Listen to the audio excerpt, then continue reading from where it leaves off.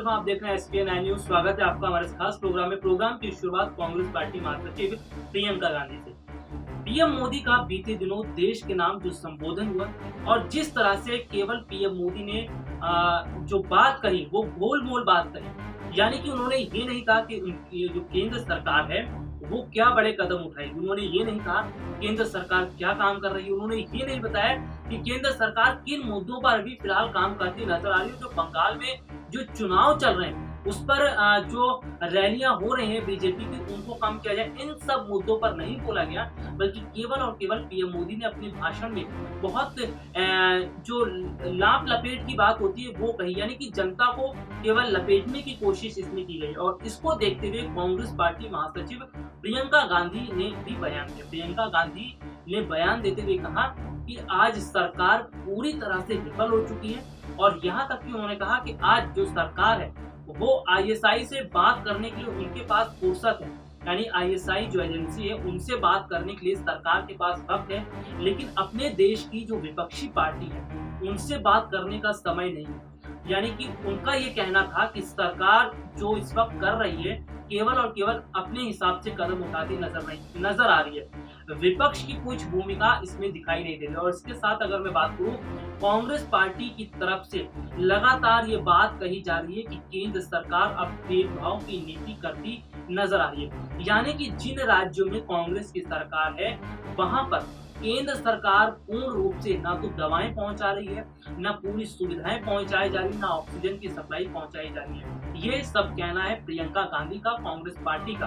Congress party आलाकमान सोनिया गांधी ने भी बीते दिनों पहले अपना एक बयान जारी किया था। उन्होंने भी ये साफ तौर पर कहा कि केंद्र सरकार जो भेदभाव की नीति कर रही है ये किसी भी मायने में सही नहीं है, और केंद्र सरकार को ये भेदभाव करना भी नहीं चाहिए। देखिए, अगर हम बात करें संपूर्ण देश की जो जनता है, पूरे देश की जनता जब लोकसभा चुनाव होते हैं एक समय एक साथ वोटिंग करती है, और जब देश का जो लोकसभा चुनाव होता है, जब पूरी तरह से जनता एकजुट होकर वोट करती है किसी एक राजनीतिक पार्टी को, तो उस राजनीतिक पार्टी के एक बड़े लीडर सत्ता पर बैठते हैं। 2019 में यही हुआ। 2019 में जब लोकसभा चुनाव हुए उस दौरान पूर्ण रूप से जनता ने मोदी सरकार पर विश्वास जताया और सत्ता पर बिठाया, लेकिन अब वही जनता सरकार को कोसते हुए नजर आ रही है। वही जनता सरकार से सवाल पूछ रही है।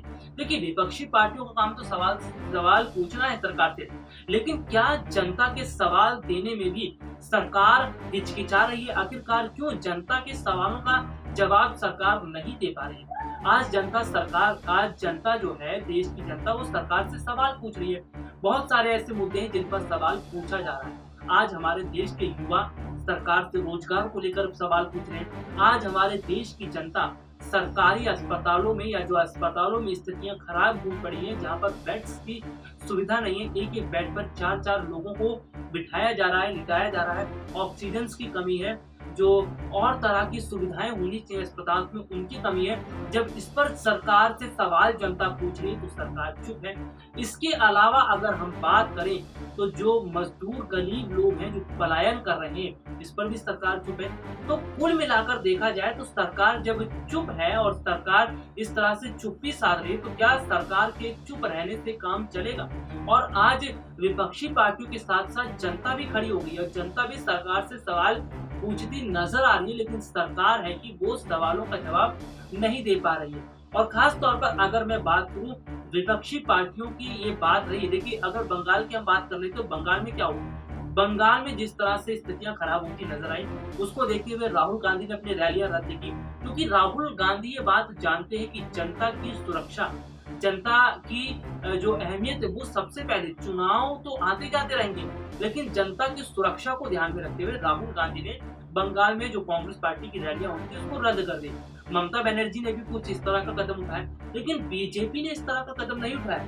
बीजेपी की जो रणनीतियां हैं, यानी कि बीजेपी ने जो प्लान बनाया है चुनाव के लिए, और जिस तरह से अभी तक उनकी रैलियां रद्द नहीं हुई है, हालांकि हाँ, ये जरूर कहा जा सकता है कि बीजेपी की जो रैलियां हैं उसमें कटौती की गई है, काफी हद तक कटौती की गई है, ताकि जो सोशल डिस्टेंसिंग है उन सभी चीजों का पालन किया जाए, लेकिन पूर्ण रूप से जो है प्रतिबंध नहीं लगा है रैली पर। तो इसका मतलब ये है कि बीजेपी को सत्ता ज्यादा पसंद है, जनता की सुरक्षा से ज्यादा जो बीजेपी है उसे इस सत्ता की ज्यादा फिक्र है। यही वजह है कि सत्ता के लालच में बीजेपी ताबड़तोड़ रैलियां करती हुई नजर भी आ रही है। तो यहाँ पर आज स्थिति देखने को मिल रही है और देश की जनता भी देख रही है। लगातार जो तस्वीरें सामने आ रही हैं, चाहे वो अस्पतालों से हो, चाहे वो बंगाल की रैलियों से हो, या जो मजदूर लोग, गरीब लोग पलायन कर रहे हैं वो तस्वीरें हो, ये तस्वीरें किसी से छुपी नहीं और ये तस्वीरें किसी से छुप भी नहीं सकती।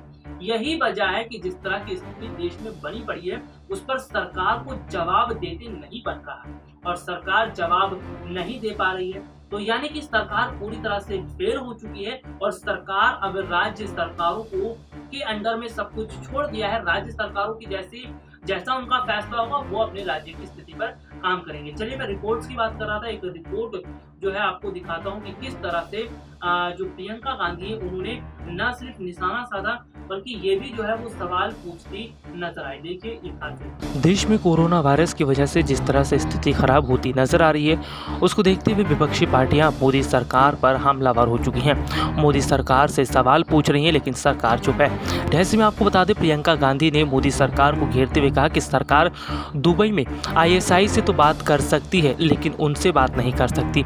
मोदी सरकार जिस तरह से फेल नजर आ रही है और जिस तरह से मोदी सरकार ढिलाई बरत रही है, इस पर अब विपक्ष पूरी तरह से मोदी सरकार पर हमलावर हो गए हैं।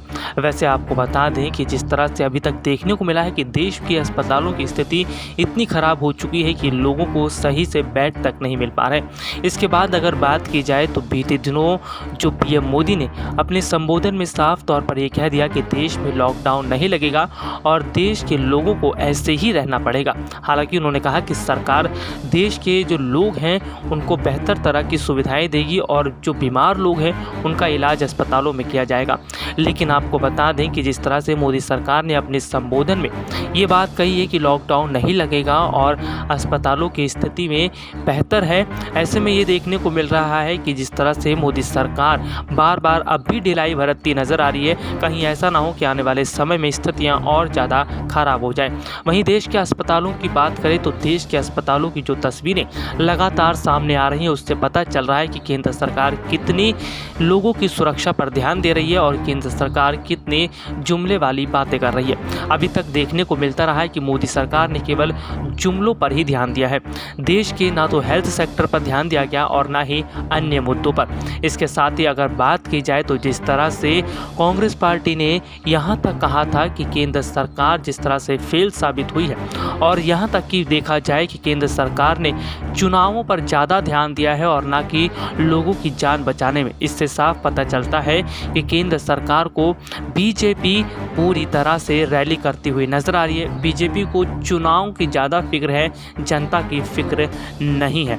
ऐसे में देखा जाए तो बंगाल में कांग्रेस ने, ममता बनर्जी ने अपनी रैलियां टाल दी लेकिन बीजेपी ने अपनी रैलियां नहीं टाली हैं। इन सब चीज़ों से पता चलता है कि मोदी सरकार इस वक्त केवल और केवल अपने चुनावों के बारे में सोच रही है और उसे जनता की फिक्र नहीं है। खैर, अब आने वाले समय में देखना होगा कि क्या देश की स्थितियां खराब ऐसे ही होती रहेंगी या फिर केंद्र सरकार कोई बड़ा कदम उठाएगी। हालांकि मोदी सरकार ने तो ये साफ कर दिया है कि संपूर्ण लॉकडाउन देश में नहीं लगाया जाएगा, लेकिन जिस तरह से देश के अंदर हालात खराब होते जा रहे हैं और इसको देखते हुए राज्य सरकारें अपने स्तर पर कदम उठा रही हैं। तो देखा आपने हमारी खास रिपोर्ट जिसमें हमने आपको बताया कि किस तरह से अब सवाल पूछते नजर आ रही विपक्षी पार्टियां भी, जनता भी, लेकिन सरकार जो है वो सवाल पर चुप्पी साधी है। और सबसे बड़ी बात अगर हम बात करते हैं तो इस वक्त ऐसा लग रहा है कि देश में केंद्र सरकार थोड़ी सी ढीली पड़ती हुई नजर अभी आ रही है। अगर बात की जाए तो केंद्र सरकार को जो कदम उठाने चाहिए थे, जिस तरह से जो वायरस का प्रकोप बढ़ा है, इससे पहले अगर सरकार कदम उठाती, और सबसे बड़ी बात है हमारी जो सरकार है, केंद्र सरकार ने स्वास्थ्य सेक्टर पर ज्यादा ध्यान नहीं दिया। अगर स्वास्थ्य सेक्टर पर ज्यादा ध्यान दिया होता तो शायद आज अस्पतालों की स्थितियां उतनी खराब नहीं होती, शायद आज हमारे अस्पताल में वेंटिलेटर्स की सुविधा होती, बेड्स की सुविधा होती, ऑक्सीजन की सुविधा होती, तमाम तरह की सुविधाएं आज हमारे अस्पतालों के अंदर होती। लेकिन इससे पहले भी देखने को मिलता रहा है कि हमारे अस्पतालों की जो स्थितियां, हमारे जो सरकारी अस्पतालों की स्थितियां वो बहुत ज्यादा बदतर नजर आई हैं। इसको देखते हुए ये देखने को मिल रहा है कि लोगों को इलाज नहीं मिल पा रहा है। लोग घंटों घंटों भर अस्पतालों के बाहर खड़े, उनका नंबर आ रहा है, यानी कि जो बेड्स हॉस्पिटल्स में अवेलेबल्स नहीं है। तो ये सारी चीजें देखने को मिल रहा है कि जब हॉस्पिटल्स में बेड्स अवेलेबल नहीं होंगे, मेडिसिन अवेलेबल्स नहीं होंगी, तो फिर जनता जाएगी कहाँ? और जनता तो सरकार से सवाल पूछेगी, लेकिन सरकार तो पूरी तरह से विफल साबित हो चुकी है। और अगर हम बात करें बीते कुछ दिनों पहले ममता बनर्जी, बंगाल की मुख्यमंत्री ममता बनर्जी ने भी मोदी सरकार पर निशाना साधते हुए कहा था कि मोदी सरकार अब पूरी तरह से विफल हो चुकी है।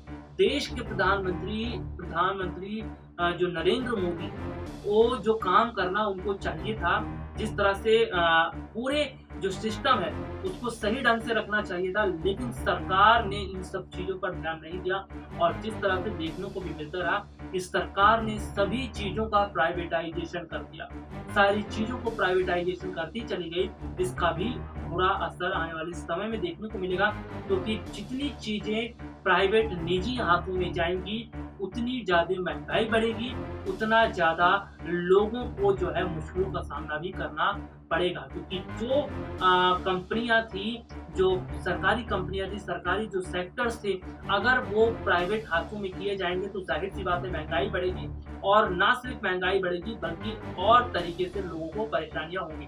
फिलहाल हम यहाँ पर बात कर रहे थे विपक्षी पार्टियों की, तो मैंने एक रिपोर्ट भी आपको दिखाई थी कि प्रियंका गांधी किस तरह से मोदी सरकार पर निशाना साधती नजर आई और बीजेपी से सवाल पूछ रही है। लेकिन अब जो है वो सरकार को जवाब देना पड़ेगा, क्योंकि सरकार की ये पूरी जिम्मेदारी बन रही है। और जिस तरह से पीएम नरेंद्र मोदी ने अपने भाषण में ज्यादा कुछ बात नहीं की, जो देश के नाम संबोधन उन्होंने किया, इससे साफ पता चलता है कि सरकार के पास कुछ बचा ही नहीं है। इसीलिए वो जनता को लपेटने में लगी है, लेकिन जनता भी समझदार है और वो सारी चीजों को जान रही है। फिलहाल के लिए आज मुझे इजाजत दीजिए, नमस्कार।